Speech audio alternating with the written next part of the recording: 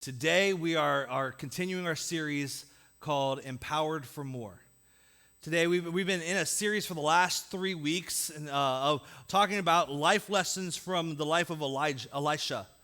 And we've been taking this out of the book of 1 Kings and 2 Kings, the life of Elisha. And Elisha was a prophet of God. And there's beauty in looking not at a passage, not just as a passage, but at the life of a person within Scripture. And Elisha was this prophet used not only to speak his word, God's word to his people, but here's the crazy thing about Elisha's story. If you follow it, it's filled with a lot of miracles.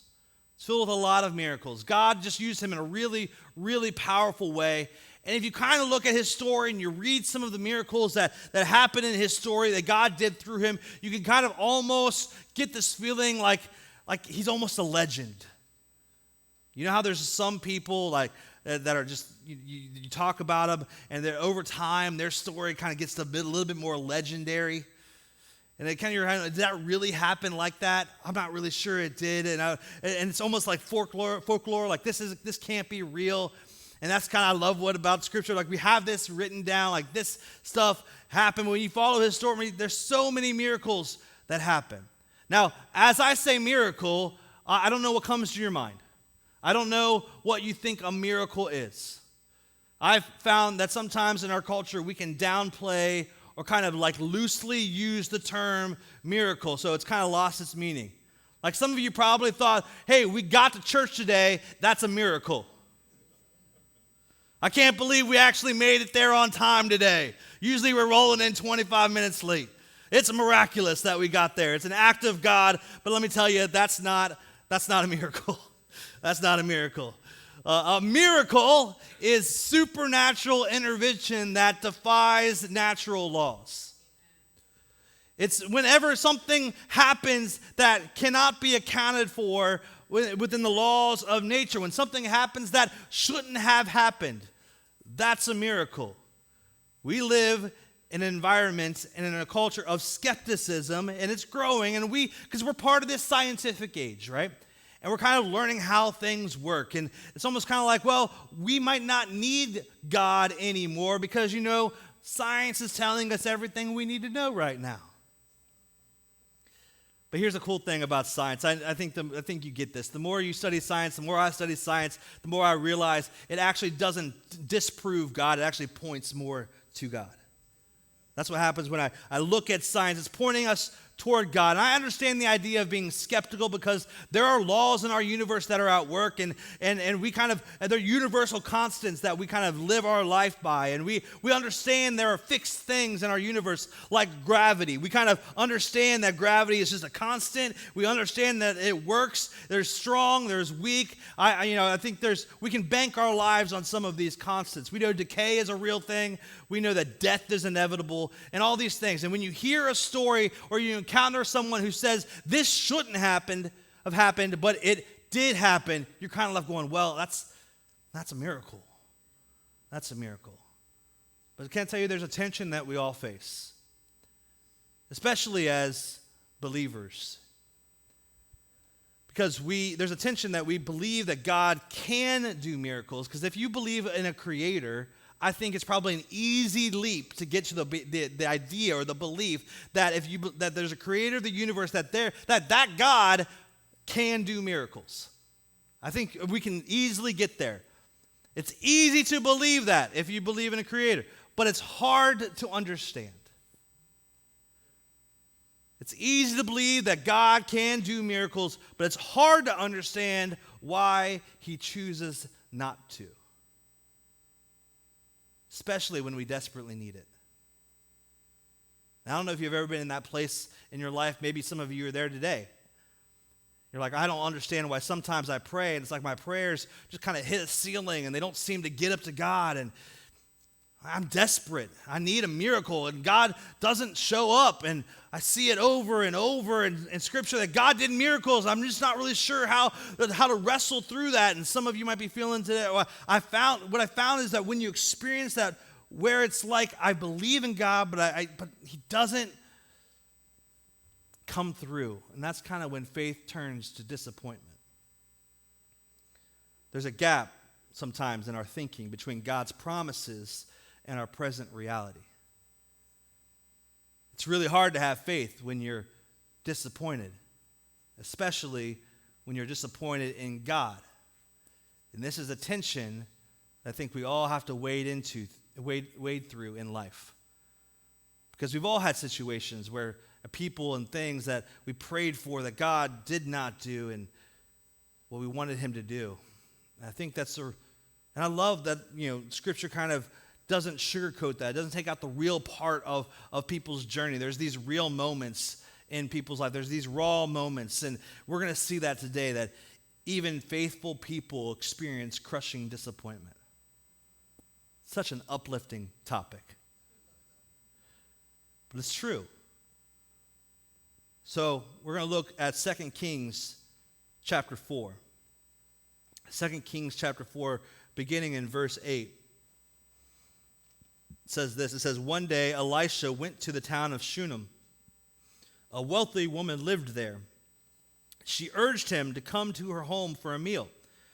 And after that, whenever he passed that way, he would stop there for something to eat. She said to her husband, 'I'm sure this man who stops in from time to time is a holy man of God. Let's build him a small room for him on the roof and furnish it with a bed, a table, a chair, and a lamp. Then he will have a place to stay whenever he comes by.'"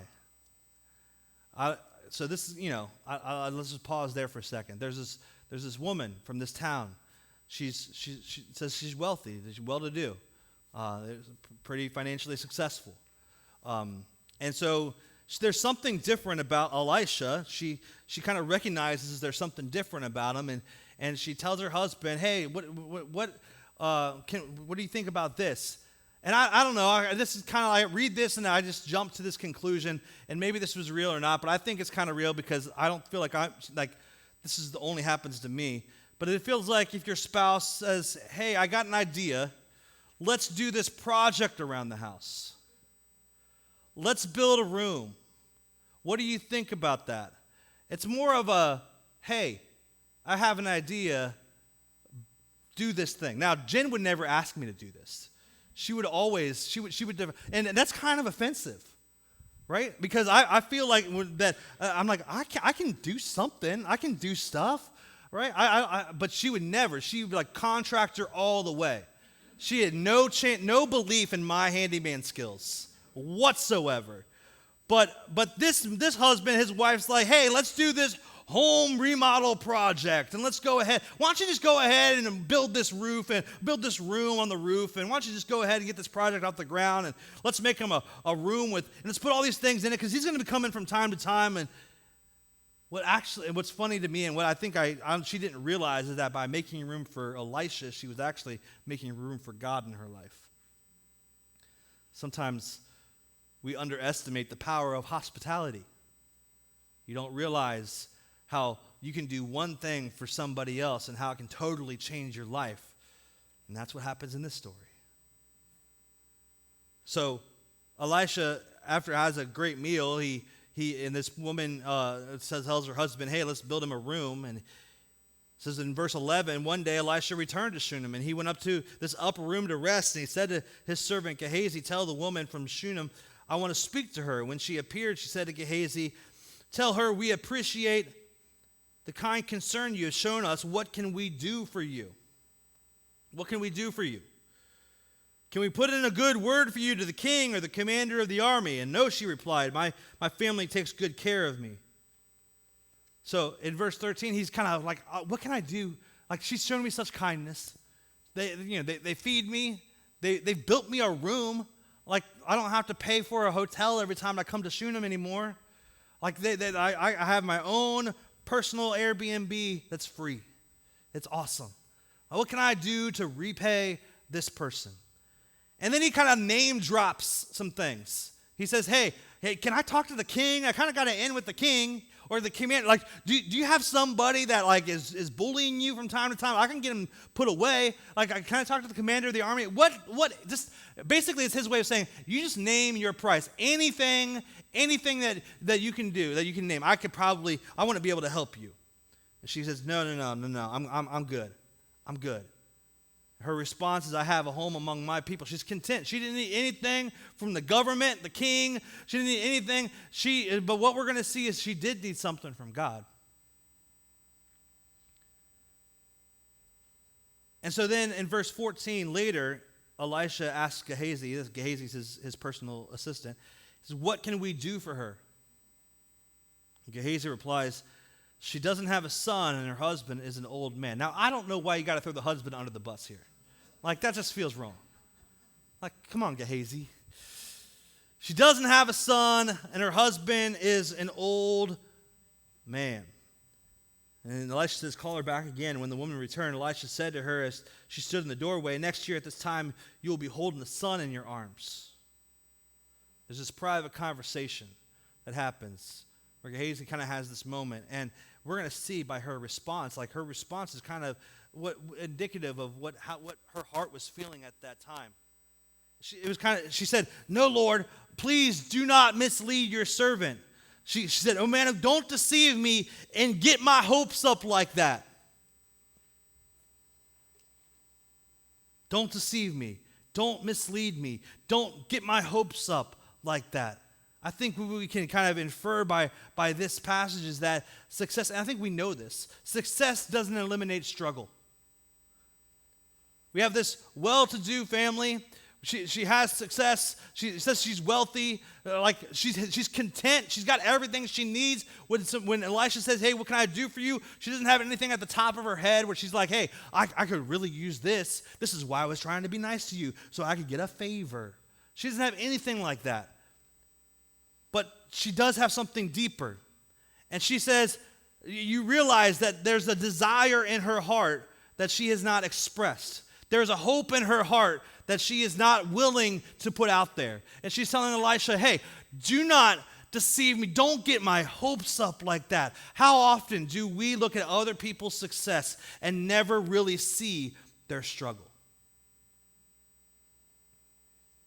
So Elisha speaks prophetically over her life. Next year, you're going to have a son. She's secure financially, but she lacks what she truly desires. Her response reveals years, decades of disappointment. I mean, this woman is a woman in her culture. There was like no higher honor to have children, let alone to have a son. And for her response is almost kind of startling. She's like, no, I don't really want that. She's objecting. She's like, don't tell me. Don't do that. She really does want a son, but I think we all know that what she doesn't want is to be disappointed again.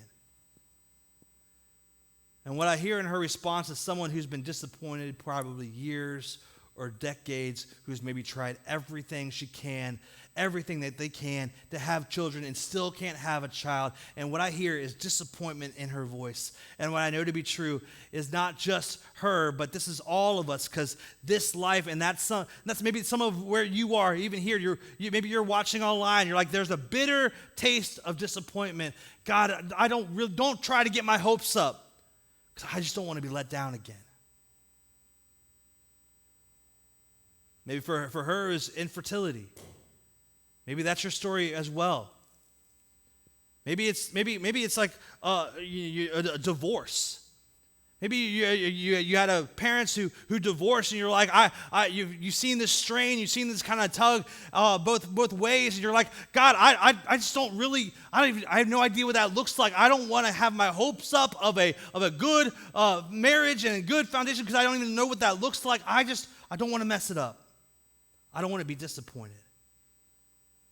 Maybe it's a chronic illness, or maybe it's a business failure. I've tried that. I've wanted to go there. I wanted to do that. I put my time in. It failed. I can't get back up there again, because what happens if I fail again? I don't want to be disappointed. Sometimes we're afraid to hope for what we really want. And divine promises can feel too good to be true.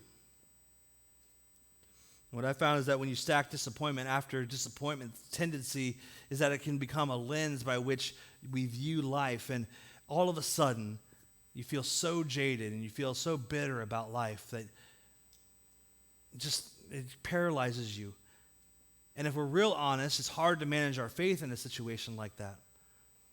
And in one sense, we come to church and we hear that God is able, and we hear that he brings dead things to life, and we sing songs about his restorative power and his God doing miracles, but then we walk out and we continue to pray and nothing happens. How do you manage your faith in those kind of moments? Because, man, what I've discovered about life, and some of you maybe have discovered this well, is that you're trying to process and realize that God, is God real? Because I'm just really experiencing just the bitterness.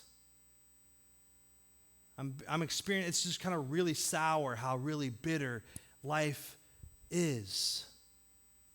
In fact, I imagine some of us maybe feel like that when you think about your life, this is what it looks like. You ever go through life and you're like, hey, it's not just all sweets, it's not all chocolates, it's really more like a bowl of lemons. I just got lemons. Somebody asked me if I was going to do a magic trick today. Just you wait. Just you wait. There's an old adage. You probably heard it, right? When life gives you lemons. All right, you've heard it. All right, you make lemonade. See? All right, man, this is a smart crowd. Old cliche. I think that was probably created by somebody who was really super optimistic. Probably not a realist like me. I mean, it probably was created by somebody who, like, nothing bad ever seemed to happen to them. They're just like kind of happy-go-lucky. You're like, hey, you know their business might have failed, but just do it again. Like, what do you mean? I just spent 5 years of my life trying to do this. Just do it again. All I got is lemons. I can't make lemonade out of that, but I understand the idea. I understand the sentiment of what it looks like to kind of live with a positive perspective. But on life, when life gives you lemons, make lemonade. All right, well, let's do that. Let's make some lemonade. All right, I got some tools today. I got my little lemon squeezer. Got my cup. We're gonna make some lemons. All right, we're gonna make some lemonade. All right. So Jen asked me to test this out last night. I had Jordan test it out, our 9-year-old, and I figured if he could do it, I could do it. So I didn't test it out. So we're gonna do this together. All right. You're going, hey Jason, don't do that. Now, oh yeah, you see the juice coming out. We're gonna make lemonade, right? We're gonna make some lemonade. I guess that means that even though we can't have children. We just want to make some lemonade. We got to look at the positive part of life, right? Even though we don't have children, we got to look at the bright side. We've had a lot of tests and we've gone through a lot of things that are very expensive. See, these lemons are too big. I gotta get my trusty. This is why I brought a knife. People are going, watch out. Even though I can't have kids, even though my life is kind of like, even though I gotta make lemonade, right? So at least I'm a dink. At least I got, double income, no kids, right? At least I got that going for me. That's making lemonade right there. That's taking my life, my lemons. Well, all right. Well, at least I got to look at the positive side of life, right? I got to look at the positive side of life. I got to look at the bright side. Maybe you got married and you wanted it so badly, and you've been on the look for years to try to get married, but it just hasn't happened yet. And you just kind of got to squeeze out every little bit of lemon juice out of that because it's just not happening for you. And at least I can go play golf whenever I want. Something positive. Or maybe I got to cut up another lemon. Maybe you're like, you know what? I've had this illness. I've had this diagnosis. It's just not going away. And I've been praying, and it hasn't been taken away from me. But I got to look on the bright side. At least I have really good insurance. At least I can, I can pay for that. And then I've made lemonade. Who wants to try this lemonade? Nobody wants to try this lemonade? I'll try this lemonade.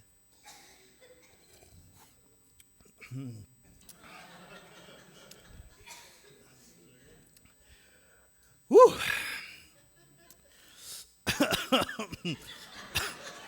That's not lemonade. But isn't that the question? Like we're like, I got to get the most out of my disappointment, right? How do I squeeze the most out of the hand I've been dealt?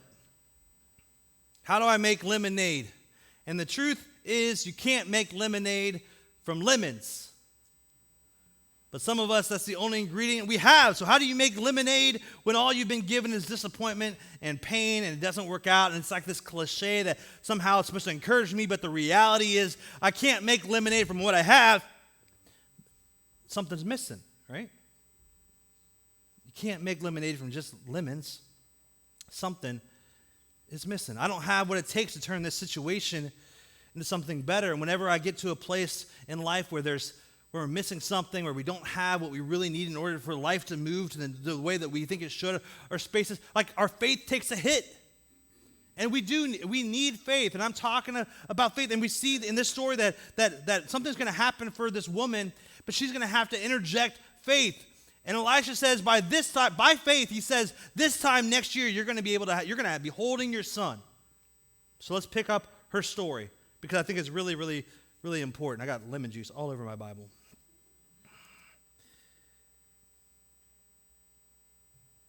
Verse 17, sure enough, the woman soon became pregnant. And at that time, the following year, she had a son, just as Elisha had said. Which, if you're going to be a prophet, hey, he was right. One day, when her child was older, he went out to help his father, who was working with the harvesters. Suddenly he cried out, my head hurts, my head hurts. His father said to one of the servants, carry him home to his mother. So the servant took him home, and his mother held him on her lap. But around noontime he died. She carried him up and laid him on the bed of the man of God, then shut the door and left him there. She sent a message to her husband, send out one of the servants in a donkey so that I can hurry to the man of God and come right back. It's a pretty tragic moment. Their greatest desire was to have a child. And she has one. God did a miracle. The child grows up. And he gets sick, so sick that in one day's time he dies. Like, this is crazy. What her life is characterized by disappointment. Elisha shows up with a word of hope. She doesn't want to get her hopes up. She doesn't want to get her faith up. God does a miracle, and then she ends up in disappointment. And I think some of us, if we're honest, like maybe even our journey of faith, we've seen God do amazing things, maybe even amazing things in our life before, but that doesn't still take away the sting of disappointment when it comes. Her response is interesting to me, because in this day, there's like no medical intervention that they could do. They didn't have that, and you understand there's no emergency room that they can go to. There's nothing. She just held him until he died. And you think that when someone dies, what do? You plan their funeral. You mourn. You let everybody know what, that in the moment so they can begin to process. But she doesn't do that thing. This is interesting to me. She actually places the boy on the bed of the man of God, on Elisha's bed that she created, that she made room for, that she helped put together, and she takes off and goes back to find him. And here's what I find so inspiring about this moment, that in her pain and in her disappointment, rather than running away, she goes back to the source of the miracle. This is one of the hardest things to do in faith. But it's one of the most powerful things that you and I can do, is that when we experience disappointment, when we experience hurt, when we experience pain, we don't understand why this thing has happened to us. Instead of running away from God, which is what most of us do, we run to God, to the source of the miracle. And the source of the miracle in the first place. We run to the source of life, and this is what she does. In verse 27, when she came to the man of God at the mountain, she fell to the ground before him and caught hold of his feet. Gehazi began to push her away. But the man of God said, leave her alone. She's deeply troubled, but the Lord has not told me what it is. Then she said, did I ask you for a son, my Lord? And didn't I say, don't deceive me and get my hopes up? Then Elisha said to Gehazi, get ready to travel. Take my staff and go. Don't talk to anyone along the way. Go quickly. Lay the staff on the child's face. But the boy's mother said, as surely as the Lord lives and you yourself live, I won't go home unless you go with me.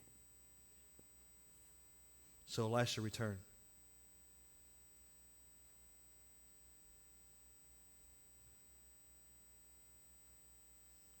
Didn't I tell you not to raise my hopes? I mean, this is someone who's wrestled with the bitterness and disappointment for a long time. Wrestled with all the sourness that life has come to give her. And let's be honest, this is one of our fears that come to reality. Trusting God in the middle of a situation that sometimes in church, I almost expect there to be an expectation that we just all need to believe, and we all just got to be positive, and we all just have to pretend that we're a certain way spiritually. And I think there's a lot of us that just going to say that we don't verbalize sometimes when our faith is so low and doubt has consumed us. We don't verbalize that I want to believe that God can, but I don't know what to do with my constant disappointment. I don't know how to manage the tension. That this is real. I felt this, and I know you felt this. I don't know what to do with it. It's that there's almost like a temptation to blame God for giving us something to lose. She runs to the feet of the man who provided the miracle in the first place, and Elisha sends his servant Gehazi with his staff back to the boy to go put my staff on him, and maybe God will do something. And he tries, and nothing happens. So Elisha goes back, and he's like, all right, he goes with them. I want you to look at this. In verse 32, it says, when Elisha arrived, the child was indeed dead, lying there in the prophet's bed. When he went in alone and shut the door behind him and prayed to the Lord, then he lay down on the child's body, placing his mouth on the child's mouth, his eyes on the child's eyes, his hands on the child's hands. And as he stretched out on him, the child's body began to grow warm again. Elisha got up, walked back and forth across the room once, and then stretched himself out again on the child. This time the boy sneezed 7 times and opened his eyes. Then Elisha summoned Gehazi, called the child's mother, he said, and when she came in, Elisha said, here, take your son. She fell at his feet and bowed down before him, overwhelmed with gratitude. And she took her son in her arms and carried him downstairs. I think we all can agree that this is one of those like really rare, unique situations that just kind of oozes with divine intervention. All right, this is not some ancient version of CPR, in other words. This is like GPR, God's powerful resuscitation. I don't know. What's going on is this man of God who prayed and prayed first, and then he boldly lays on top of him, believing that God was going to somehow take his life and transfer, or would bring the boy back to life, and this miracle happens. What I find interesting about this is that if you look at Elisha's mentor, Elijah, he brought a boy back to life in the same kind of way. So I am almost positive that even though Elisha wasn't there physically in that moment, Elijah probably told him the story. And Elisha goes in here, man, full of faith, like, God, I don't know what to do. Like, you told me to tell this woman this thing, and now she's experiencing this disappointment. Like, you got to do something, God. And when I read stories like this, I'm amazed at the miracle. We probably all are. But you know what I'm even more amazed at, if I'm honest, is read this. I'm more amazed at this woman's faith. Because here she is, someone who's been so disappointed so many times, doesn't want to get her hopes up. She gets a miracle, and then her child dies. And rather than just remaining in her grief and disappointment, she runs back to the source because she does not see death as final. And this is what real faith is. Isn't this what the bedrock of our Christian faith? If you're a follower of Jesus, that death is not final, that God raised Jesus up from the grave, that he proved that this is not the end, that God can do anything. Isn't this what our faith lives on, what our faith is based on? And yet, I know that there's like this real tension that all of us have to work out when it comes to our faith. Like, I believe he rose. I believe Jesus rose from the ground, from the grave. I believe that God can do all things. But I also have experienced disappointment. And God hasn't answered some of my prayers the way I want it to be answered. I don't know how to deal with all of this. And here's the question for us today. And I don't know where you are. I don't know what you carried with you today. But the question is that, what will we do with our disappointment?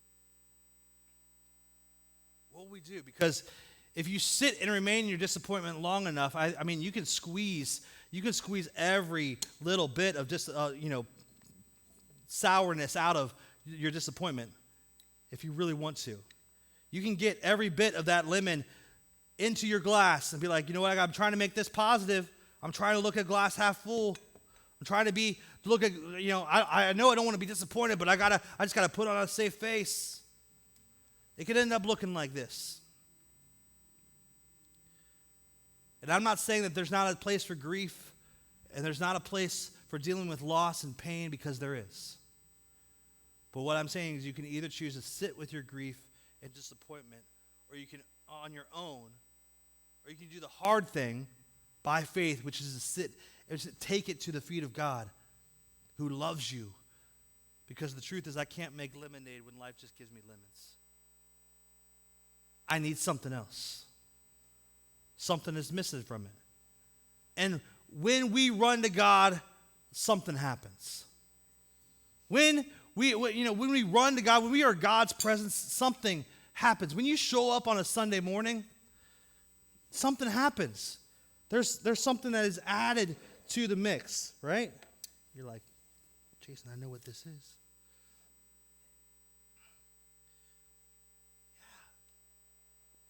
When you show up on a Sunday, like all of a sudden, right, and you get in the presence of God, I can just tell you that sometimes you show up at church in a lot of pain in your life. But there's something really sweet about getting into the presence of God. I got to put a lot of sugar in this thing. There's something really sweet. The band begins to play.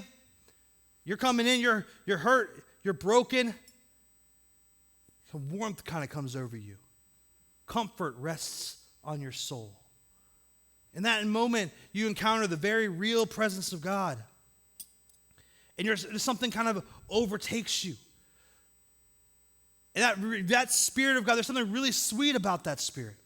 And sometimes what we need more than anything else in our disappointment is not to run away from God, but is to run into His presence, because we need something. And I found out that when you end up in the presence of God, that's when His Spirit will often begin to fill you up. You're like, I don't need just sugar, right? I need something else. Oh, yeah. I wish this glass was clear, because then all of you would be thirsty. God starts to fill you up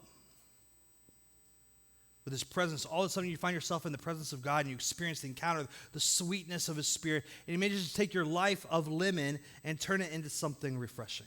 I'm going to take this because I need it. I needed more sugar.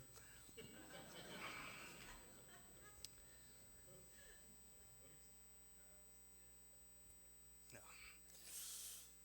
It doesn't mean that your disappointment leaves in that moment. You know that. It doesn't mean that you're not still heartbroken over what you went through.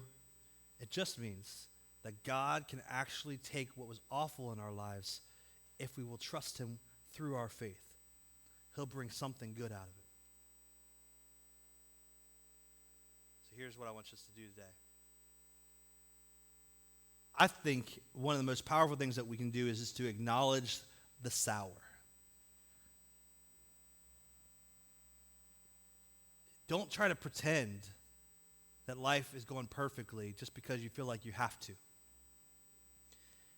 Especially here.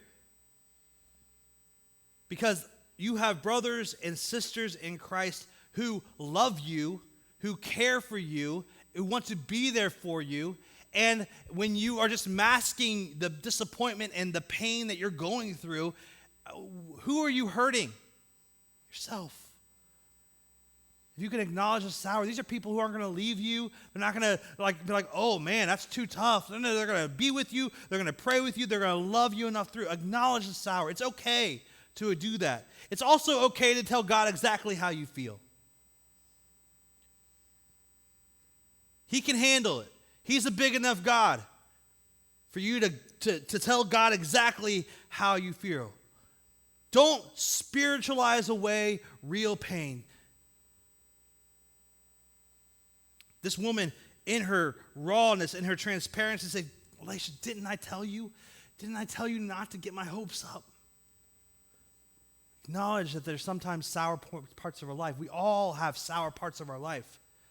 It's okay. Stay connected to the source. Keep running back to him. Don't isolate in your disappointment. Instead of running away, instead of blaming God for giving you something to lose, instead of saying, you know what, I knew I was going to I got my hopes up. I knew I shouldn't have got my hopes up. I knew I was going to get disappointed. I'm not doing that thing again. Instead of running away from God, run back to the source of the miracle in the first place. Stay connected to the source. And expect God to do what God does. God specializes in bringing life from death. Your current disappointment may be a setup for your greatest miracle. If I was going to ask the Shunammite woman, what was the greatest miracle? Was it actually having the son, or was the son being dead, being brought back to life? Which one was greater? I don't know. Like, she wouldn't have wanted to go through that second part. But it was part of her disappointment that led to a deeper miracle in her life. And the other thing I would say is stay expectant, even in the waiting. Because you're not giving up hope. You're giving God room to work. Sometimes God doesn't do the miracle I want, but it doesn't mean that he's not doing something profound inside of me. Some of the greatest things that God will do in your life will not come through the success, but will come through the struggle when you walk through the valley, and you will see the nearness of God unlike any other time in your life. And there's something good God can do even if he does not fix your situation, even if he does not give you the miracle that you hoped for. He will bring something refreshing to your soul. Sometimes we have to be able to look at life kind of like Shadrach, Meshach, and Abednego did. I know God's able. I know God's able to deliver me. I know God can bring me out of this. I believe he will. Not only is he able, I believe he will. But even if he does not, I trust him. I know God is able to heal.